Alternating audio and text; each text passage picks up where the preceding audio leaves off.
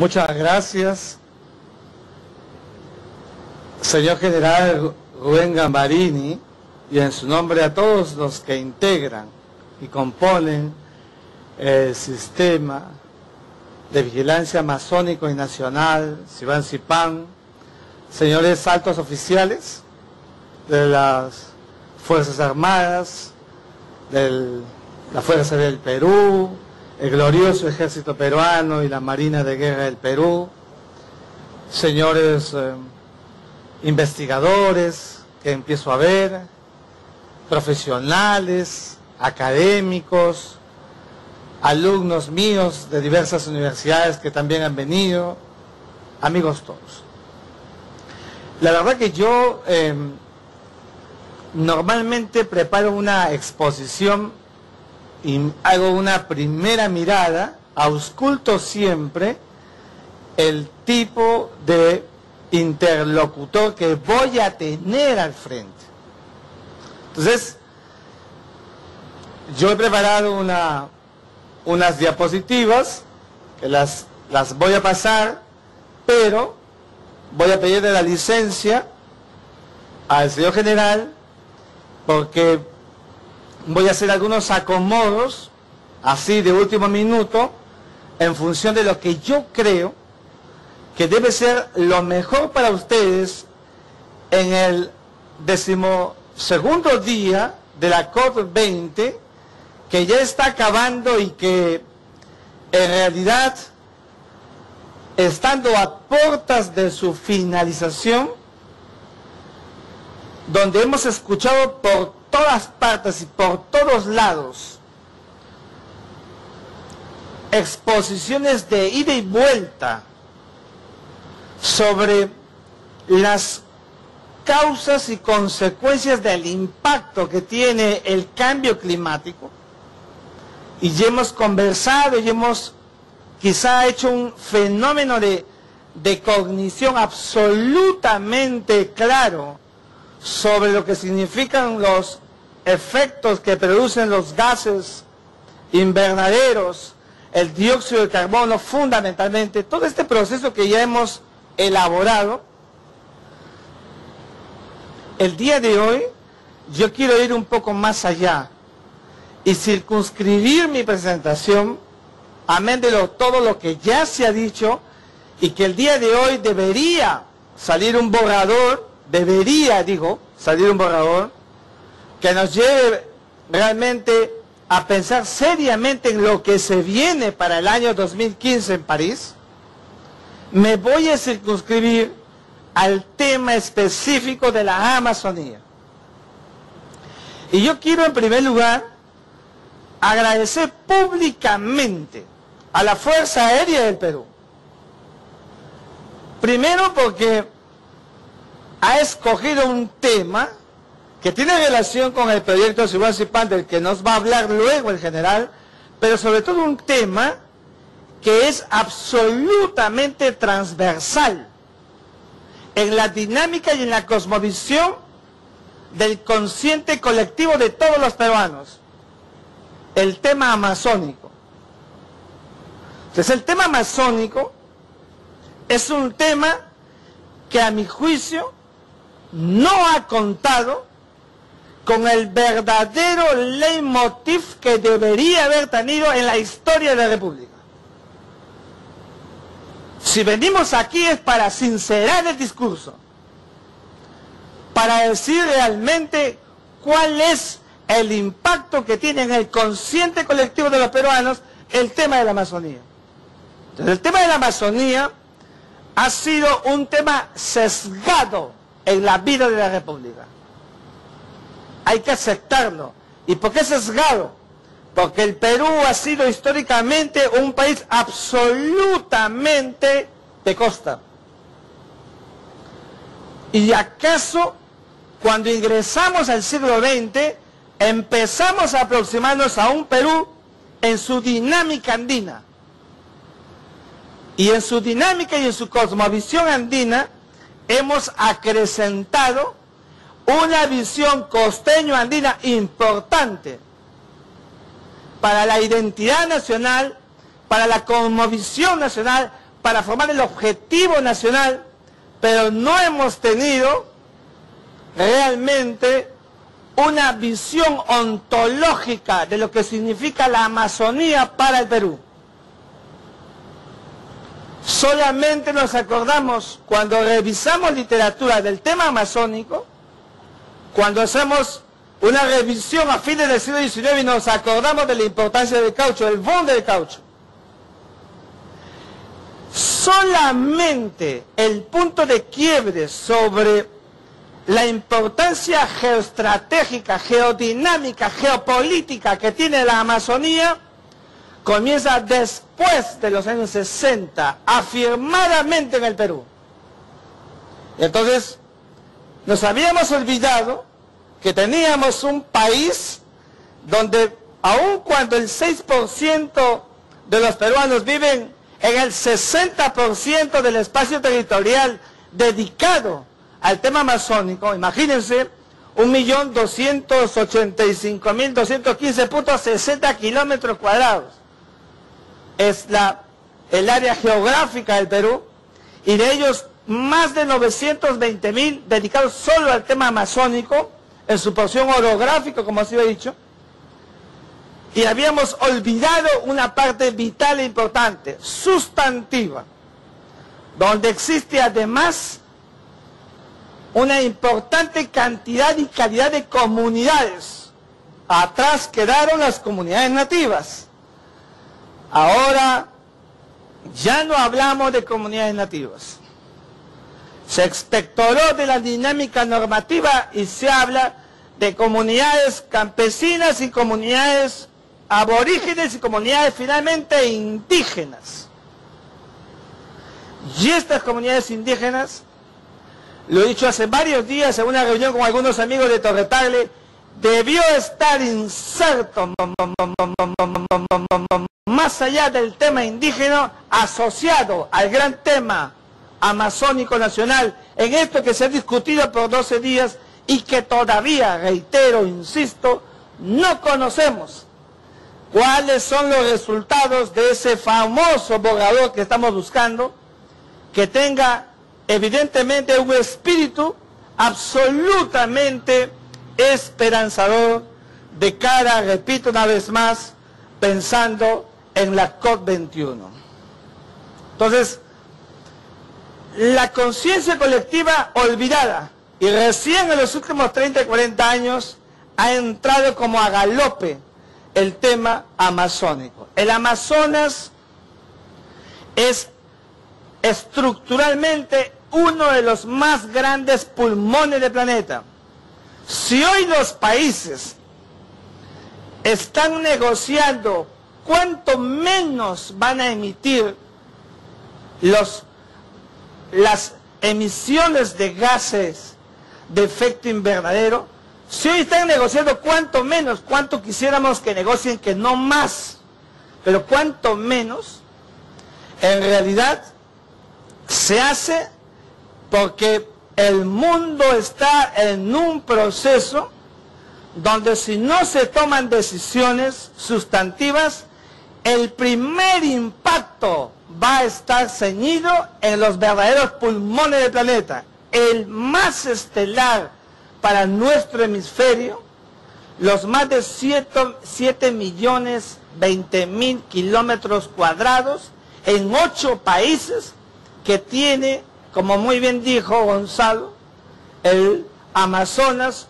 cuyo origen está, muy bien dicho, en Arequipa con el nombre del Motigote, y que hoy se quiere señalar que se pueda crear la famosa cuenca del Mismi, donde se origina exactamente el río y que desemboca en el Atlántico con 7.021 kilómetros de distancia, el río más caudaloso del mundo, y algunos dicen en determinados meses osado ser el más largo del planeta, compitiendo con el río Nilo, y que en toda su ladera este río tiene más del 70% de las poblaciones de la región amazónica. Entonces, comprenderán y comprenderemos que el Amazonas es absolutamente transversal. La política exterior del Perú afianzó el tema amazónico. Y por eso que este año se cumplen 35 del Tratado Amazónico, que ha sido la ponderación más importante para auscultar una dinámica renovada, novísima, sobre lo que significa el Amazonas. Desde una perspectiva bilateral, solamente para el Perú comienza a ser estructuralmente importante el Amazonas al comienzo de la década de los años 2000. Esto parece increíble, pero es un cotejo que hemos hecho en las últimas semanas absolutamente serio. Cuando se establece la primera alianza estratégica del Cono Sur, más allá de las alianzas que se hubieran podido formar en los subbloques del continente sudamericano, la alianza estratégica del año 2003 entre el Perú y Brasil, los dos países más importantes de contener el espacio amazónico. El Brasil obviamente más que el Perú. En el Perú la Amazonía representa alrededor de los 700.000 kilómetros cuadrados, el 60% nuestro, y que permitió que el Perú y el Brasil, por primera vez, dejando de lado una visión unilateral, unívoca, de solamente pensar en la costa o en la sierra, que es bueno, comenzó a pensarse en dos países que tenían una dinámica de siameses. Es decir, dos países que se miraban uno a la espalda del otro. Y por mirarse uno a la espalda del otro, el narcotráfico preponderó de manera transversal y holística e hizo de la Amazonía el espacio vital para la anarquía. Y ese estado anárquico que colude en los años 80 y 90 con el terrorismo en el Perú, no permitió realmente una visión desde el plano de la seguridad para poder mirar como corresponde a la Amazonía. Y entonces allí comenzó por primera vez una verdadera visión desde el clímax de la seguridad respecto a lo que significa la Amazonía. Y por eso es que el tema amazónico ha resultado ser en los últimos tiempos el tema de mayor importancia para el planeta, para el mundo y para el Perú y Chile. Y para el Perú y el Brasil, digo. Yo siempre pensando en Chile. Y entonces, esto es muy importante porque el Perú, a partir de haber creado de manera orgánica una estructura de política internacional, a partir del Tratado Amazónico y a partir de este conglomerado de sinergias entre el Perú y Brasil, empezó a recrear una visión mucho más orgánica que nunca habíamos tenido. Ustedes pueden revisar toda la literatura que existe sobre la visión amazónica del Perú y no la hemos tenido. Doctor Rodríguez Macri, pero en los años 60, el presidente Fernando Belaúnde Terry inició la famosa entelequia y utopía que se hizo luego realidad de la famosa marginal de la selva. Bueno, yo no hablo de circunstancias de carácter excepcional e importantísimas, sino hablo de una cuestión transversal que debería estar inscrita en el consciente colectivo de todos los peruanos. Y por eso reitero la importancia que tiene el tema amazónico para todos y cada uno de nosotros. Es verdad que la concentración de los niveles de productividad no está en la Amazonía. Nadie puede ocultar que ello se encuentra en la minería, y la minería fundamentalmente andina. eso es verdad, eso es cierto. Pero también es cierto que nos enfrentamos a un espacio que requiere más que nunca la atención unilateral y bilateral y multilateral. Por eso yo he insistido estos días, cuando hemos estado conversando con gente, que los afanes de negociación del tema indígena debió inscribir el tema amazónico. ¿Y por qué inscribirlo? Porque todos saludamos que el Perú sea, como se hizo en el 2011, el país declarado por el Amazonas, ¿no es cierto?, patrimonio natural de la humanidad. Maravilla del mundo, moderno, climático.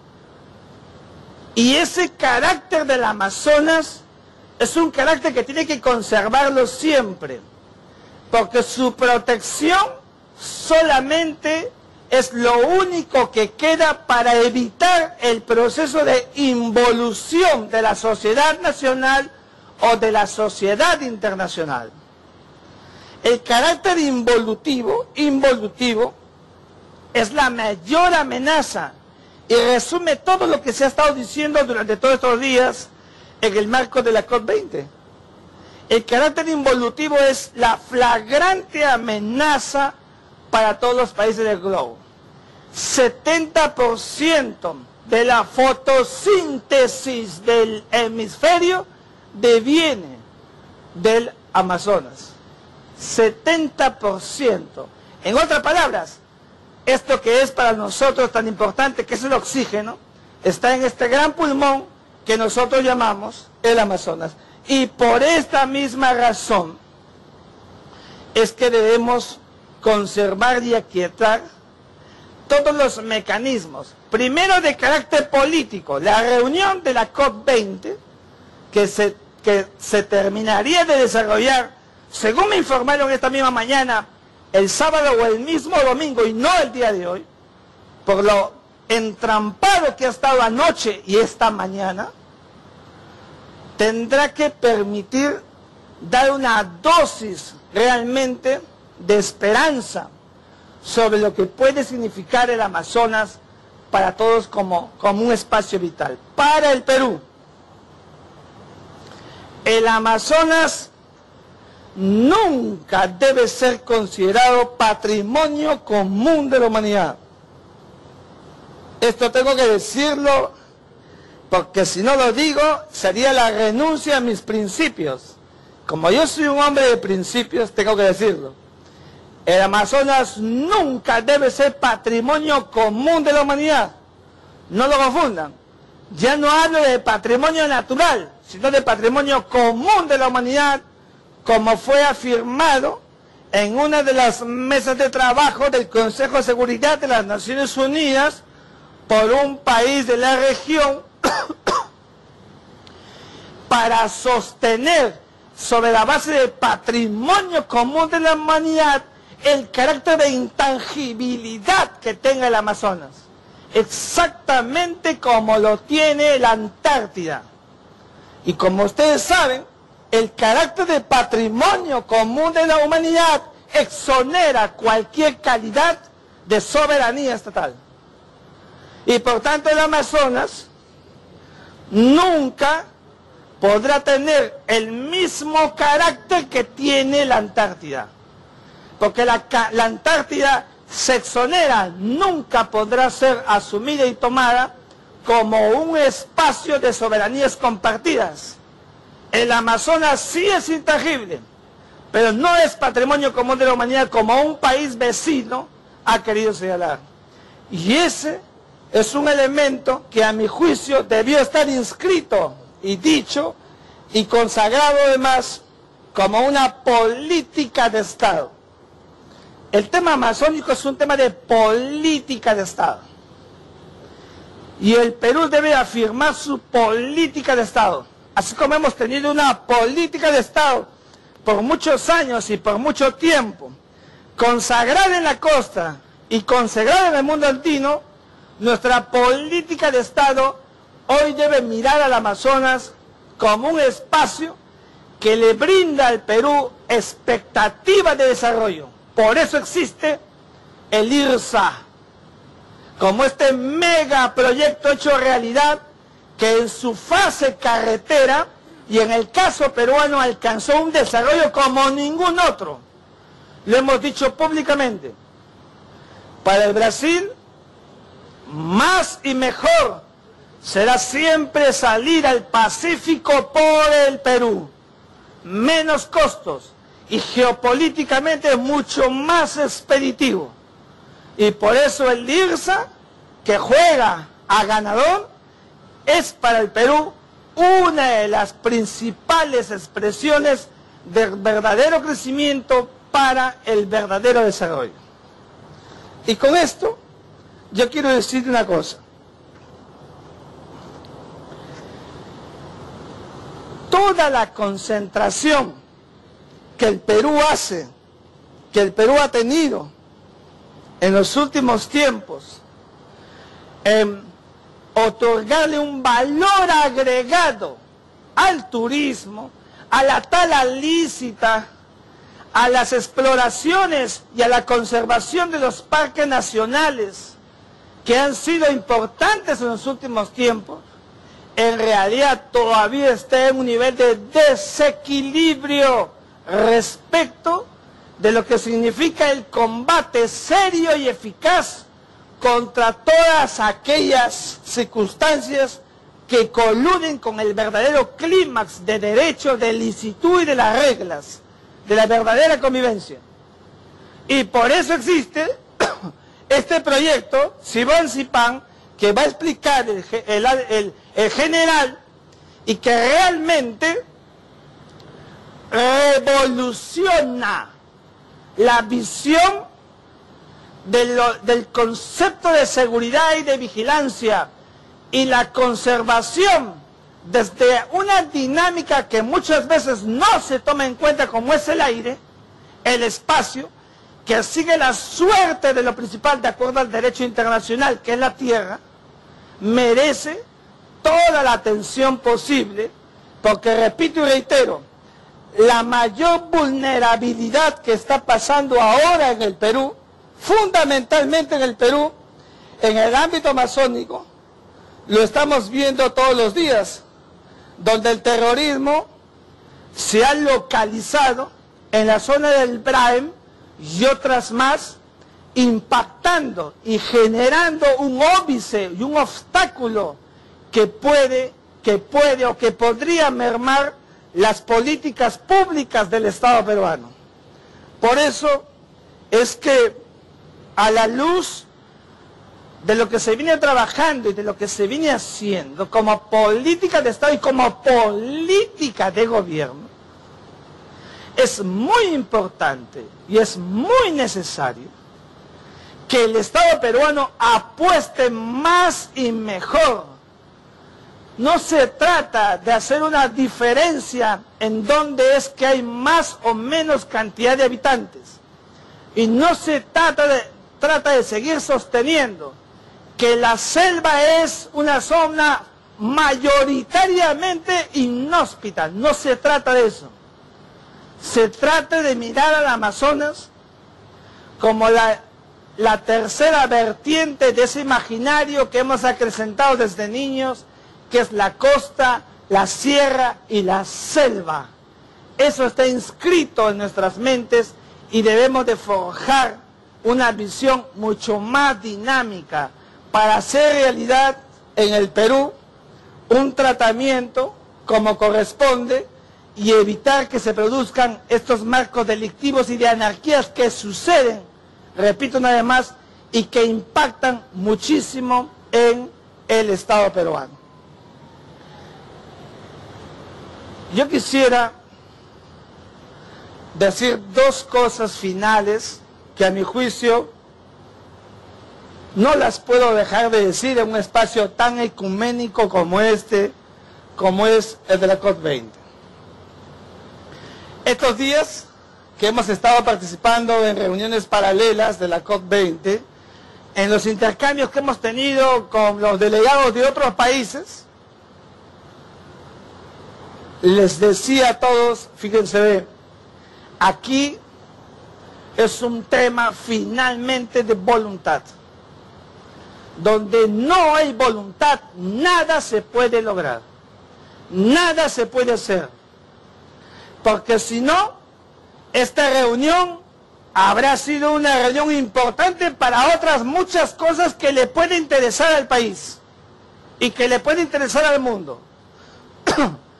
Pero si la voluntad no se expresa, no se materializa, seguiremos entonces con la frustración de Copenhague, con la ilusión de Cancún, con las aspiraciones de Durban, con la nomenclatura puesta en Varsovia y con una aspiración que yo no sé si a esta altura del día será realmente un éxito, porque solamente hay dos posibilidades.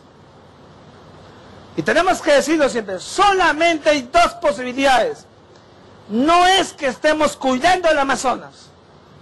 Lo que estamos es cuidando de la vida humana, que es una cosa distinta. Entonces solo hay dos posibilidades. Obtener un éxito en esta reunión que le otorgue el valor agregado, sobre todo a un país como el nuestro, el tercero impactado por la vulnerabilidad del cambio climático, o el fracaso. No hay más posibilidades. El mundo ha estado preparando desde Estocolmo, desde Río de Janeiro, desde Johannesburgo, ha preparado una serie de instrumentos y de materiales de trabajo. Les puedo asegurar que los trabajos de consultoría y de investigación pueden sobrepasar la dimensión y la imaginación de cualquiera de esta sala. Pero si no tomamos el verdadero camino de la voluntad, no vamos a poder lograr nada. El Perú asume activamente que su visión externa, su política exterior y su política sobre el Amazonas es una política seria. Y por eso es que este proyecto que va a ser presentado, el proyecto Sibán-Sipán, es un proyecto en el que el Estado incluso debería tener más apuestas hacia adelante, porque ha demostrado desde su confección, desde su recreación, ser absolutamente eficaz.